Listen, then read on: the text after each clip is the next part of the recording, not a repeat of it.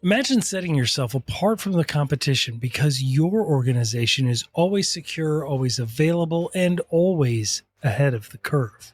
That's NetGain Technologies, your total one source for cybersecurity, IT support, and technology planning.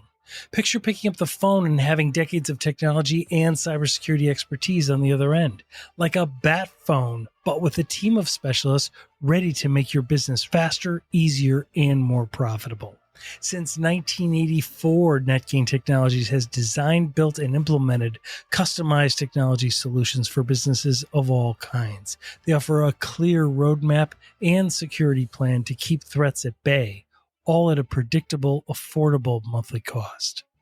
NetGain Technologies supports organizations across the United States, providing the benefits of a fully staffed in-house IT department and security team at a fraction of the cost.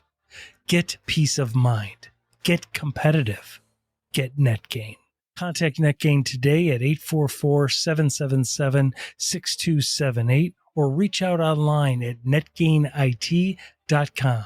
That's netgainit.com and get ahead of your competition today.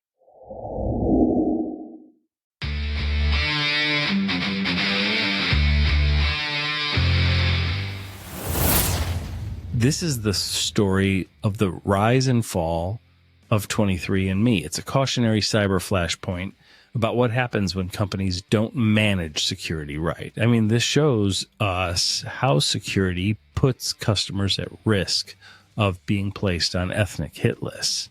You heard that right. Ethnic hit lists. This is a first on Cybercrime Junkies, and we hope it's the last. Hey, David. Thanks for inviting me. So I hear today's episode is about recent developments with that genetic heritage company, 23andMe. Tell me what happened recently with them. There was that data breach, and we heard there was some major upheavals with the executive team recently. Seems totally crazy. Dying to dig in. Tell us what you found out. You bet. Thanks for asking. Oh, yay, for sure. For everyone, remember, guys, you can always text Cybercrime Junkies direct to the podcast studio by sending a text straight to 904-867. 4466. That number again is 904-867-4466. It sends your text question straight to us. Okay, tell us what you found out about this crazy story, David.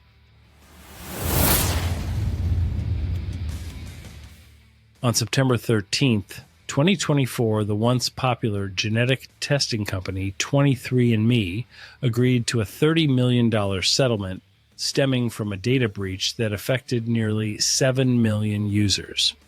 What's shocking here is the security risk places these customers at risk of being placed on ethnic hit lists as the stolen data is being curated, segmented, and sold on the dark web.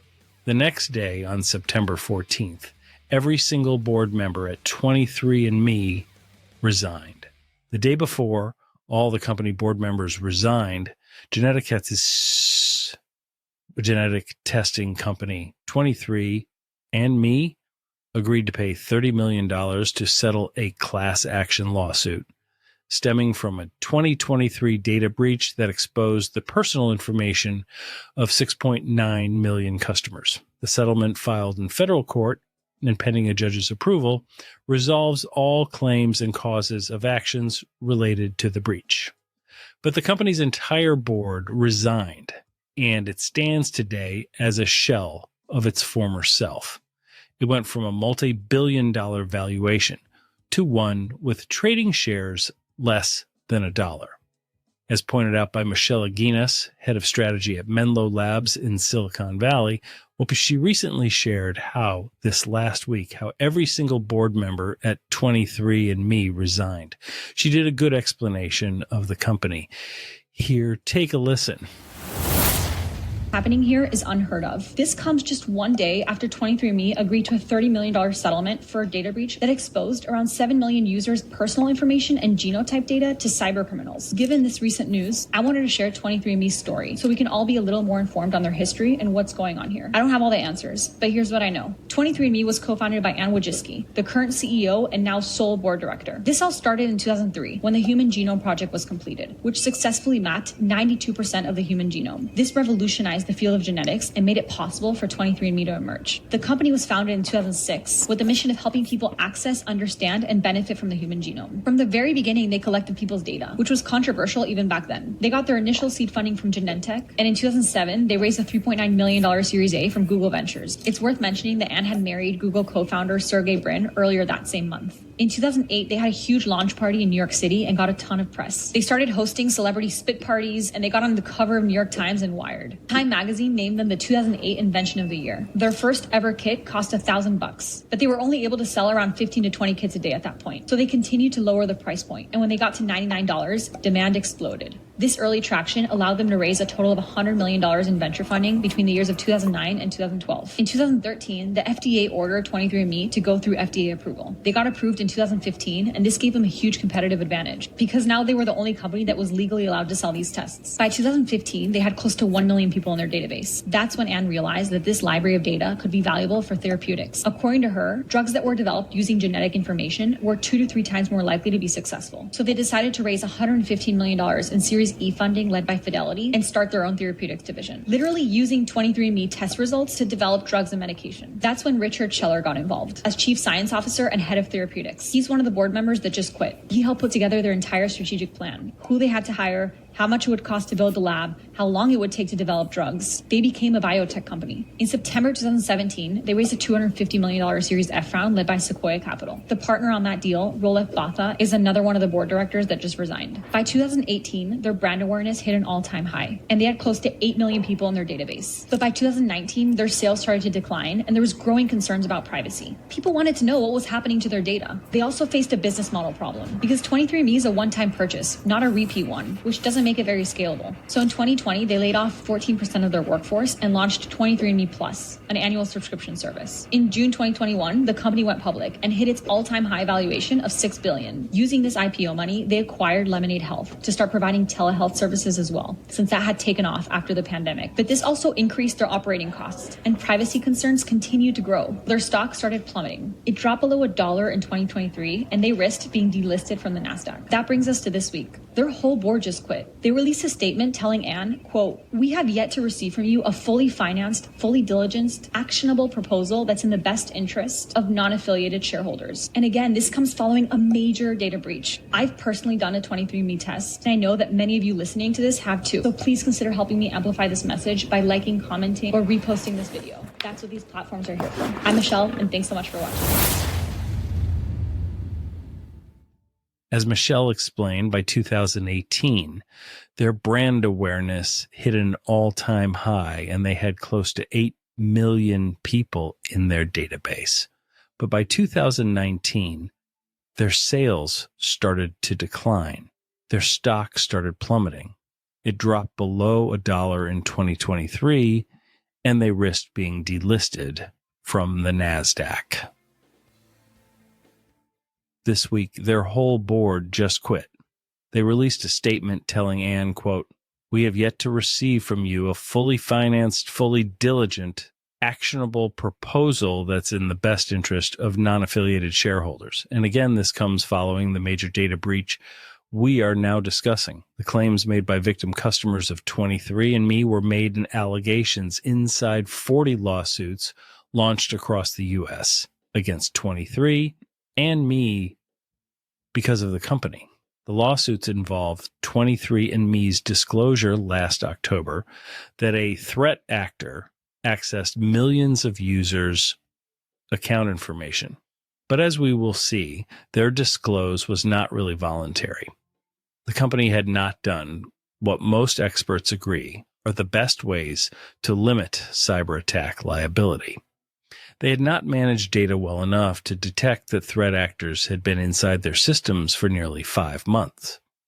They hadn't detected it themselves and instead blamed users.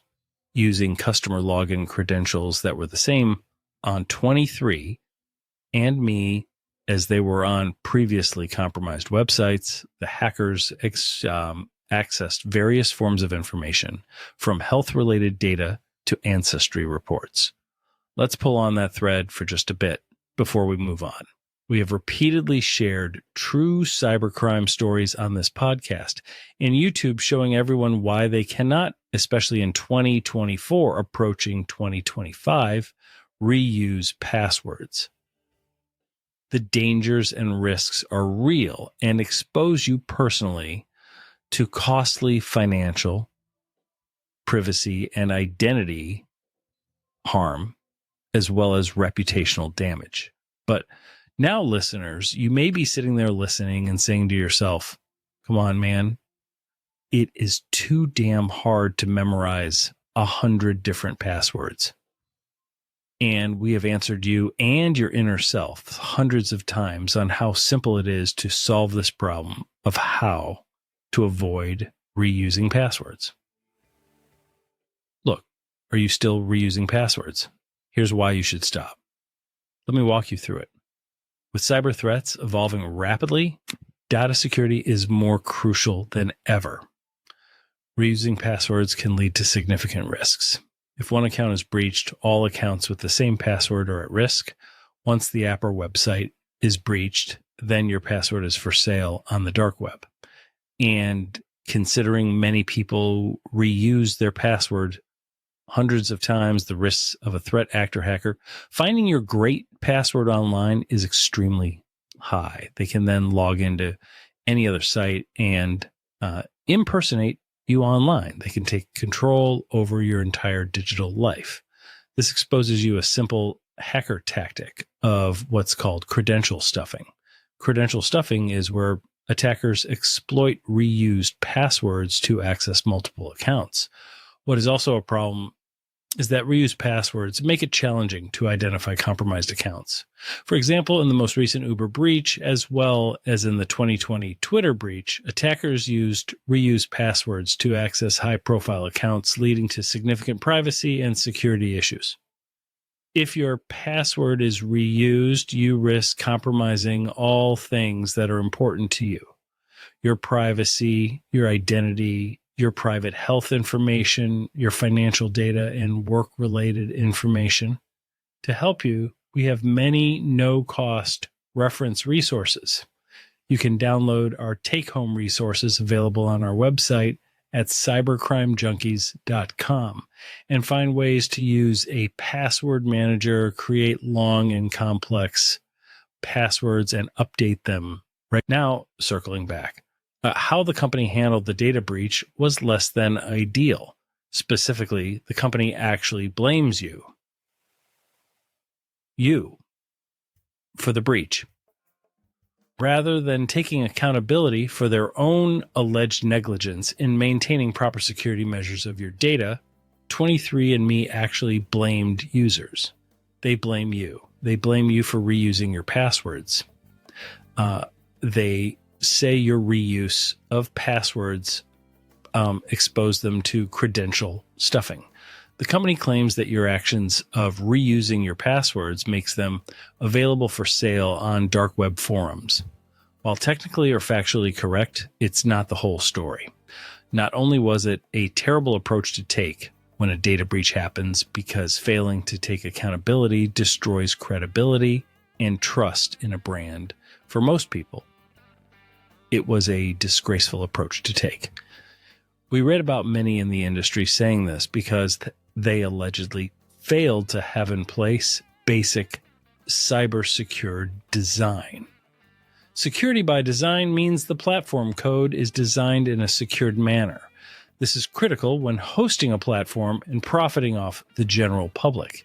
Here, they failed to have standard real-time detection, adequate threat hunting, and they had designed their platform in a way which allowed the initial compromise to expand to millions more.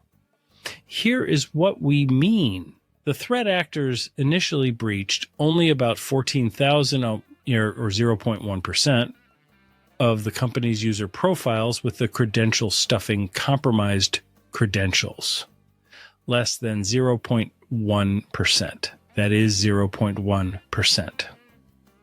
Doing basic math by analogy, this means that any fault they could attribute to their users only amounted to less than 0.1% of the fault here. The major fault, it seems, is that hackers were able to access millions more accounts through the design of their platform. Specifically, their platform had a DANE called DNA relatives, a feature that users can opt in to utilize to be able to connect with others on the platform who share their DNA. This allowed the threat actor hackers to see geographic and demographic information, photos, and further ancestry data of millions of people connected in any way to the 0.1% of the initial breach. That failure to secure by design their platform from the beginning is what made the initial compromise exponentially worse. And here's a sample true crime story showing you what we mean and the risk of harm this company subjected real-life U.S. citizens to. Rewind 4 years ago, and a man living in the United States, we will call him JL, decided on a whim to send a tube of his spit to the genetic testing site 23andMe in exchange for an ancestry report. JL, like millions of other 23andMe participants before him, says he was often asked about his ethnicity and craved a deeper insight into his identity. He said he was surprised by the diversity of his test results, which showed he had some Ashkenazi Jewish heritage. JL said he didn't think much about the results, not until he heard about the data breach and the hacker going by the pseudonym Golem. You see, Golem had offered to sell the names, addresses, and genetic heritage. That's right, the names, home addresses, and genetic heritage and similar data for all Ashkenazi Jewish heritage people belonging to the 23andMe data breach. In a split second, suddenly, JL worried his own flippant decision to catalog his genes could put him and his family at risk. I didn't know my family was going to potentially be a target, JL said. I may have put my family and myself in danger for something I did out of curiosity more than anything. JL, who asked to only be identified by his initials due to the ongoing privacy issues, is one of the plaintiffs listed in the class action lawsuits against 23andMe. Plaintiffs claim the company failed to adequately notify users of Jewish and Chinese heritage after they were allegedly targeted. The lawsuit claims hackers placed those users in specially curated lists that could have been sold to individuals looking to do harm. You see, here in America, we may not think much about people knowing publicly our genetic heritage, but that's not the way 80% of the entire rest of the planet operates. Most Americans do not value their privacy and private data, but that is not the case in the rest of the world. There is recent history and experiences that hundreds of millions of people around the world have had. Involve genocide, prejudice, discrimination, and extermination, all based on one's genetic heritage. It's literally the most important thing someone needs to keep private for their own safety. And what did 23andMe do? They blamed you. They blamed you for reusing your passwords. They didn't exercise standard security measures, and they again blamed you. All while the truth was something entirely different. You see, in cybersecurity, you must own it. Take accountability. If a breach happens, admit it. Then the chance is yours. The chance is yours to show you did everything reasonable under the circumstances. You see, a company can't completely be blamed in the minds of its customers if they take reasonable care to protect the precious private information they hold on to. They have a duty to exercise reasonable care to protect your data as a customer. If you, as a company, do this, customers will continue to trust you. After all, a criminal cyber attack is an intervening criminal act. And so long as you show you were doing the right things when it happened, we continue to trust you and trust your brand. Remember, trust, after all, is a feeling, regularly.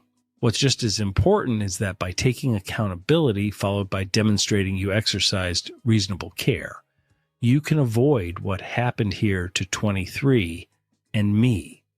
They blew the chance they had that any potential reputational harm would be inoculated, but not for 23andMe. They did not exercise reasonable care, according to the allegations in the 40 lawsuits, and they did agree to pay $30 million in response, all after blaming their customers.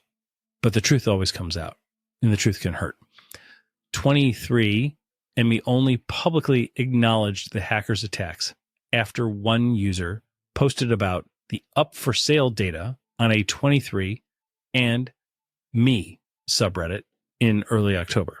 An investigation digging into the incident revealed hackers had actually been trying, sometimes successfully, to gain access since at least April 2023. What does that mean? Why is that fact important? Simple. The threat actors had gained access for 5 months before it became public knowledge of the breach. The attacks are alleged to have continued for nearly 5 months through the end of September. In an email sent to The Guardian, a 23andMe spokesperson said the company did not detect a breach within 23andMe systems and instead attributed the incident to compromised recycled login credentials from certain users, so they didn't detect the breach. Yet the threat actors had the data and were curing racially motivated lists for sale based on people's genetic heritage. And 23andMe had not detected the breach, and they blamed their customers. Hackers accessed users' uninterrupted raw genotype data and other highly sensitive information, like health predisposition reports and carrier status reports gleaned from the processing of a user's genetic information. Worse still, 23andMe confirmed the thieves also accessed other personal information from up to 5.5 million people who opted into a feature that lets them find and connect with genetic relatives. The failures of 23andMe exposed their customers to being placed on a genetic Hertigay hit list. Did you catch that? As a customer who they profited from, you are now at risk of being placed on a genetic hit list. In other words, hackers who gained access to a user's account via the compromised passwords were also able to suck up data about potential relatives. The optional feature gives users insight into a variety of data points, including their relative's name, their predicted relationship, and the percentage of DNA shared with matches. It can also include an individual ancestry report matching DNA segments and uploaded photos. Eli Wade Scott, one of the attorneys representing JL in the class action lawsuit, said these allegedly ethnicity-specific groupings could amount to a hit list. Multiple attorneys and genetic privacy experts say the company should have seen such an attack coming and done far more to safeguard this highly sensitive, intimate data. You shouldn't be able to do an attack like this over the course of months and have nobody at 23andMe notice, said Wade Scott. Barbara Prainsack, a University of Vienna professor for comparative policy, was herself a 23andMe customer. She said the company had a long time to protect itself and to establish data breach protocols. 23andMe, she said, seemed to have done neither. This is almost a textbook case of how things should not be done. She added that blaming consumers for their own relatively minor security lapses is morally and politically very dumb. Regardless of the settlement and 23andMe paying $30 million, the allegations will live on in infamy. As the JL lawsuit filed by Wade Scott reads, 23andMe lied to customers about how it would protect their data, failed to reasonably protect their data in accordance with industry standards, lied about the scope and severity of the breach, failed to notify its Jewish and Chinese customers that they were specifically targeted, and in the end exposed them to a host of threats and dangers that they'll never see coming.